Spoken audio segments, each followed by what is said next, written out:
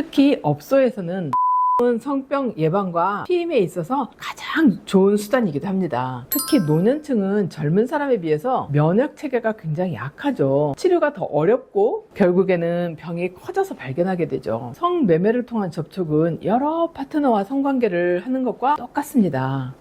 중년, 노년층은 성병 감염자가 계속 늘어나고 있어요. 특히 매독과 인유두종 바이러스에 걸린 사람들이 많아져서 참 걱정입니다. 이 바이러스는 자궁암의 원인이기도 하고 남성에게는 곤지름 같은 질환을 일으킵니다. 그런데 이 감염병으로 작년에만 1만 4천 건 넘게 신고가 되었고 작년에 비해서 11%나 증가했다고 해요. 그런데 여기서 특이한 점은 두 번째로 많았던 연령대가 바로 60대, 세 번째로 많았던 것은 50대였습니다. 헤르페스 신고 건수도 무려 10%나 증가했죠. 중년, 노년층은 성생활과는 거리가 있다고 생각하시나요? 전혀 그렇지 않습니다. 과거에 비해서 중년층에서도 성생활이 훨씬 더 활발해졌어요. 많은 분들이 건강과 삶의 질을 중요시하면서 중년 이후에도 성생활을 유지하고자 하시는 분들이 참 많아졌어요. 정말 좋은 일이지만 그만큼 성병 감염의 위험도 함께 높아질 수 있다는 점을 잊지 않으셔야 합니다. 성에 대한 지식은 약간 부족할 수도 있고 또 제대로 된 교육을 받은 적이 없기 때문에 즐기다가 몸에 해를 입기도 해요. 교육을 제대로 받은 적이 없는 세대이고 약간 야설로만 들어서 나이가 먹으면 임신도 안 되고 또 안전하다고 생각을 하고 생리가 있는데도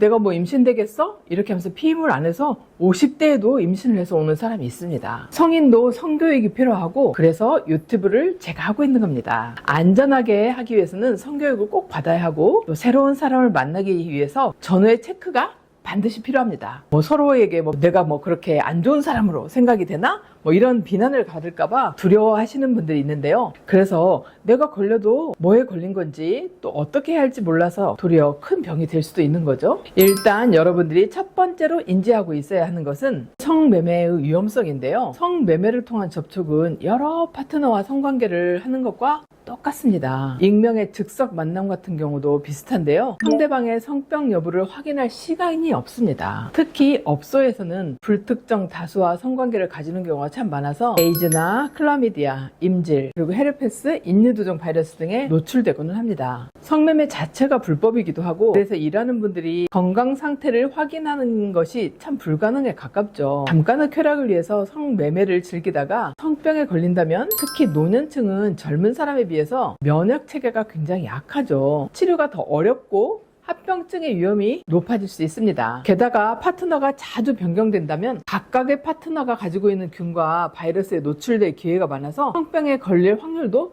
높아집니다. 두 번째로 알아야 할 것은 콘돔 사용의 중요성인데요. 콘돔은 성병 예방과 피임에 있어서 가장 좋은 수단이기도 합니다. 다양한 성병의 전파를 예방할 수 있지만 사실 이것은 약 75%의 예방 효과가 있다고 되어 있어요. 100%는 아니라는 뜻입니다. 특히 노년층은 꼭 사용을 해주고 위험을 최소화하는 것이 중요합니다. 관계를 할 때마다 일관적으로 사용을 하고 한 번 사용한 콘돔은 꼭 버리셔야 합니다. 중간에 찢어지거나 뭔가 잘못 끼웠는데 아깝다고 또 바꿔서 다시 쓰지 마시고 반드시 새로운 것으로 사용하시기 바랍니다. 세 번째로는 체액 접촉의 위험성을 알고 있어야 합니다. 여기서 체액이라고 하는 것은 입의 침이나 혈액, 질 분비물, 또 남성의 분비물 등을 말하고 있는데요. 성관계 중에 이런 체액에 노출될 수 있는 상황은 특히 더 위험합니다. 에이즈와 같은 일부 성병은 혈액을 통해서 전염될 수 있고 특히 상처나 미세한 찰과상이 있는 경우에 감염의 위험이 더욱더 높아집니다. 노년층은 상처가 쉽게 아물지 않거나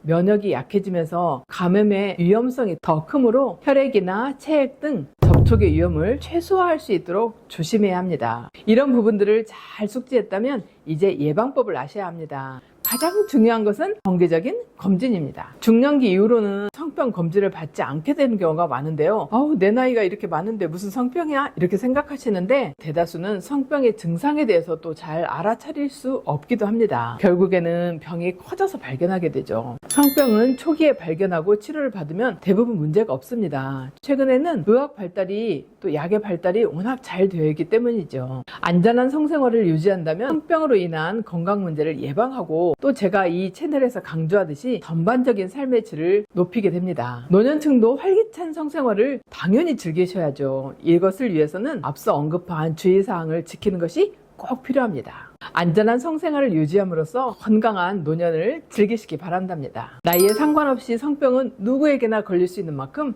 항상 주의하셔야 해요. 오늘 영상이 여러분에게 조금이라도 도움이 되셨기를 바랍니다. 궁금한 점이 있으시다면 댓글로 남겨주시고 구독과 좋아요도 부탁드려요. 그럼 다음에 더 유익한 내용으로 찾아뵙겠습니다. 건강하세요.